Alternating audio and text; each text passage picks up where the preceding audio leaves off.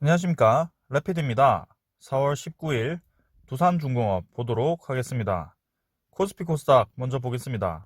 오늘 둘 다 상승했죠. 네, 근데 코스피는 막판에 좀 내렸습니다. 그리고 코스닥도 상승폭을 좀 줄이면서 마감을 좀 했습니다.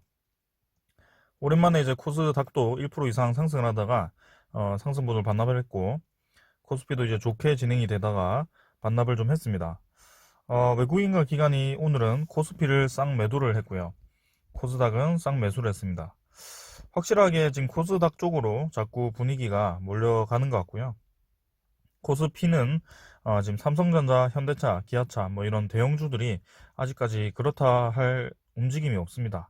네, 그래서 여전히 어, 힘이 부족하다 뭐 그런 느낌이죠. 네, 상승을 하긴 했습니다만 조금 이제 고점에서 힘을 빼는 느낌. 네, 그래서 금액은 기관과 외국인이 1,300억, 3,200억씩 매도를 하면서 매도를 좀 했습니다.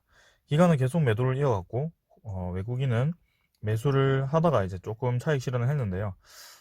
앞으로 어떻게 움직일지 좀 보는 것도 중요할 것 같습니다. 그래서 지금 고점을 뚫기 직전에 약간 음봉으로 마감을 좀 했는데요. 내일은 어떻게 흘러갈지 한번 보도록 하겠습니다.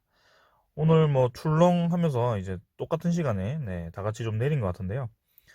나스닥 말고 이제 아시아 증시를 보면 니케이도 마찬가지로 출렁 좀 했습니다.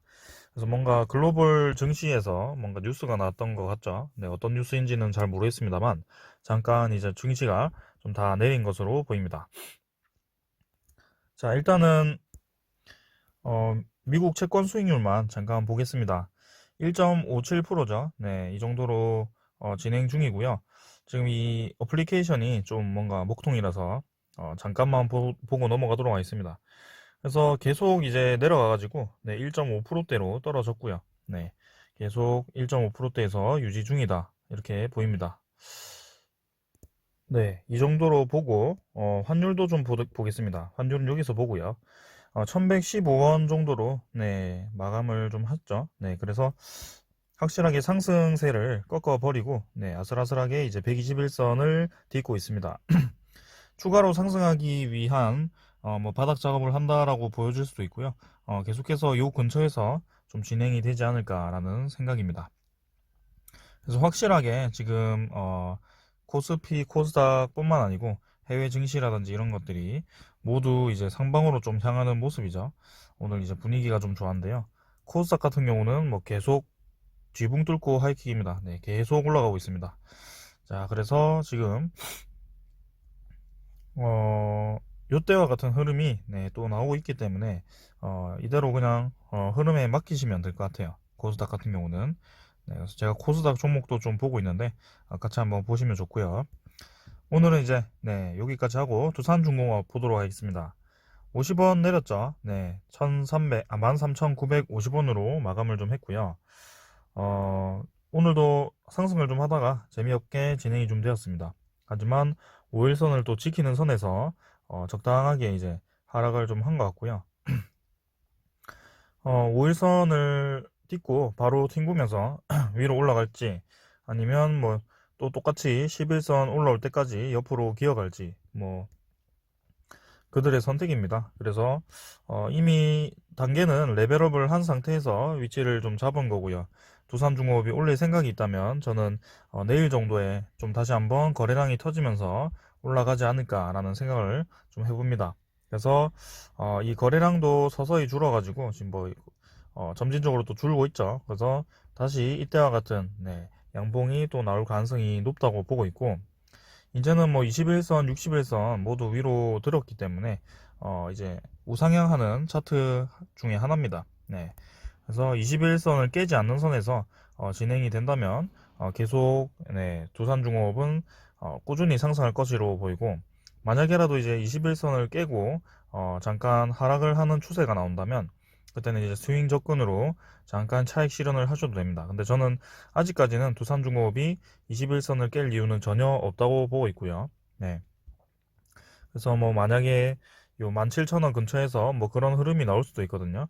이렇게 쭉 계속 올라가지만은 않을 겁니다. 그래서 한 번 정도는 꺾었다가, 네, 좀 시간을 가진 뒤에 다시 올라갈 것인데요.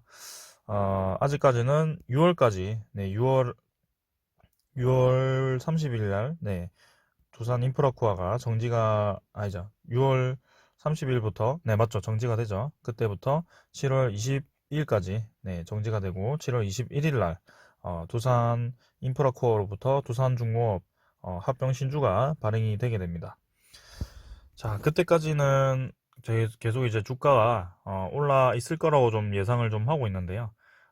그래도 그 많은 주식수가 또 물량이 풀리게 되었을 때 주가가 좀 잠시 하락을 할 수 있거든요. 저는 그렇게 생각합니다.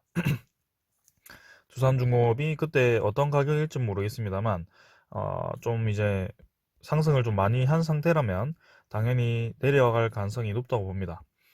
그래서 그때까지 뭐 지켜보시다가 대응을 하셔도 되고요. 나는 이제 진짜 아주 장기로 가져가겠다 하시는 분들은 내릴 때마다 네, 추가 매수를 하시면 되겠습니다. 자, 일단 주봉이나 월봉상으로는 더할 나위 없이 좋게 진행이 되고 있고요. 저는 이제 17,000원은 반드시 한번 터치하러 갈 것이라고 보고 있습니다. 그거를 네, 합병 신주 발행 전에 한번 갔으면 좋겠거든요. 네, 한번 갔다가 신주 발행 이후에 한번 바짝 올랐다가 합병 신주 물량이 풀리면서 좀 하락을 조정을 받는 뭐 그런 흐름 예상을 좀 해보겠습니다. 자, 그래서 투자자를 좀 보면 오늘 이제 기관이 또 매수했습니다. 외국인은 이제 매도를 좀 했고요. 특히 이제 기관 같은 경우는 연기금이 네, 다시 한번 매수를 계속 이어가고 있습니다. 65,000주 매수했고요. 4월 16일에 이어서 오늘도 매수를 좀 했습니다. 그리고 요때였나요? 외국인이 이제 장중에는 자꾸 매도를 하는 것으로 나오는데 요때도 이제 35만 주를 매도한 것으로 나왔고요. 네, 그러니까 장 끝나고 30만 주 이상을 다시 매수했다는 겁니다. 그리고 요때도 이제 플러스로 잡혔었고요. 오늘도 마찬가지입니다. 오늘도 보시면 플러스로 잡혀 있거든요. 두산중공업 보겠습니다. 잠깐만요. 오늘도 지금 외인 당일 13만 7천 주 매수를 했습니다. 그래서 9.11%로 마감을 했고요. 지금 계속 이게 좀 작업을 치는 건지 뭘 하는 건지는 모르겠습니다만 장중에는 계속 매도를 하다가 마지막에 끌어담는 뭐 그런 패턴을 지금 외국인이 보여주고 있습니다. 지금 두산중공업과 두산인프라코아 모두 좀 주가가 좀 눌리는 모습인데요. 눌리긴 하는데 계속 기준선을 지키면서 눌러지고 있습니다. 그래서 둘 다 저는 갑자기 크게 올라갈 가능성이 높다고 보고 있고요. 두산중공업은 한번 이때 힘을 받았습니다만 이때 한 번으로 끝나지 않을 거라고 저는 생각하거든요. 그래도 1,000만 주 이상 거래량이 터진 게 정말 오랜만에 터졌던 겁니다. 그래서 한번 힘 받았으니까 다시 한번 1,000만 주 정도 거래 터지면서 좀 올라갔으면 합니다. 자, 내일이 좀 기대가 되네요. 내일이나 네, 이번 주 중으로 좀 한번 움직임이 있을 것으로 보이는데 일단은 그렇습니다. 네, 그러면 두산중공업 공매도 잔고 좀 보도록 하겠습니다. 오늘 뭐 큰 변화는 없었습니다. 네, 194만 주에서 196만 주, 네, 2만 주 정도 늘었고요. 뭐 크게 변화 없이 진행이 되었습니다. 자, 그래서 200만 주 근처에서 네, 횡보를 좀 하다가 잔고 감소가 좀 했었는데 오늘은 네, 별로 움직임이 없었다. 그래서 뭐 지금 현재로는 주가가 더 상승할지 안 할지는 공매도 잔고로는 조금 파악하기 어려울 것 같습니다. 지금은 크게 변화가 없기 때문에 그리고 공매도 잔고가 늘어남에도 불구하고 주가가 계속 상승하는 패턴이 있었기 때문에 사실은 여기에 크게 뭐 의미를 둘 필요는 없을 것 같습니다. 네. 그래서 뭐 대차 잔고도 아까도 요거 봤지만 뭐 크게 변화 없죠. 1950만 주로 뭐 거의 변화 없이 진행이 되고 있고요. 저번에 두산 인프라코아 2천만 주 정도가 네, 대차 잔고가 이제 상환이 좀 되었는데 그 대차 잔고가 이제 두산 중공업 쪽으로 이렇게 뭔가 옮겨온 것처럼 뭐 그런 느낌이 좀 들고 있습니다. 아무튼 뭐 그렇게 진행이 좀 되었고 오늘 뭐 큰 소식은 없습니다. 네. 오늘 뉴스가 따로 볼 건 없었고, 요 정도만 그냥 보고 넘어가도록 하겠습니다. 자, 석탄 발전 수출 금융을 이제 끊는다고 해요. 그래서 두산중공업이 해외에 막히면 이제 끝장이라고 얘기를 좀 했습니다. 사실은 이제 좋은 뉴스는 아니죠. 네, 이번 주에 기후 정상회의에서 석탄 금융 전면 중단을 선언을 하고요. 국내선에서 이미 탈석탄 가속화되었고 유일한 수입은 이제 해외 진출뿐인데 그 해외 진출하는 것에 대해서 수출 금융을 끊는다고 합니다. 수출 산업 생태계 붕괴가 우려된다고 하고요. 상대국 요청한 석탄 발전 금지 안 한다라고 했는데 이제 갑자기 또 이렇게 말을 바꿔가지고 금지를 한다고 합니다. 그래서 전 세계적인 트렌드는 사실 탈석탄이 맞긴 맞는데 뭔가 이게 갑자기 끊어버리고 이렇게 뭔가 정책이 자꾸 뭔가 갑작스러워요. 이러면 이제 뭔가 버티기 힘들던 이 기업들이 정말 힘들어지거든요. 네. 거기에 대한 대책도 좀 있어야 될 것 같고요. 탈석탄에 대해서 지금 뭐 풍력 에너지 이렇게 대안이 있을 수도 있지만 아직 풍력 에너지는 뭔가 석탄 발전소만큼 매출을 많이 내는 그런 분야가 아닙니다. 아직. 이제 시작한 분야고 조금 아쉽긴 합니다. 그래서 뭐 미국이나 이런 쪽에서 사실 이제 석탄 발전 소를 이제 짓는 그런 기업들 있죠. 그런 기업들은 이제 제재를 좀 한다고 기사가 떴었는데요. 뭐 거기에 따라 우리 정부도 이렇게 좀 대응을 하는 게 아닌가 뭐 그런 생각입니다. 두산중공업 입장에서는 어차피 이제 석탄 발전소를 좀 줄여 나가야 되고 그 석탄 발전의 비율을 줄여 나갔어야 하는데 지금은 이제 조금 아직 재무 개선이 완벽하게 진행이 된 상황이 아닌데도 여기 이제 수출 금액이 좀 줄어들 수도 있겠다라는 그런 뉘앙스가 좀 보입니다.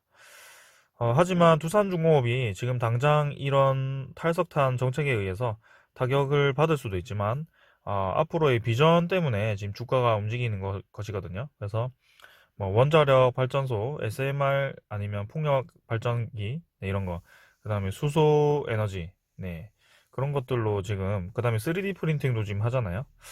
두산중공업이 앞으로는 발을 이제 넓혀가지고 끼어들 수 있는 분야가 굉장히 많은데요.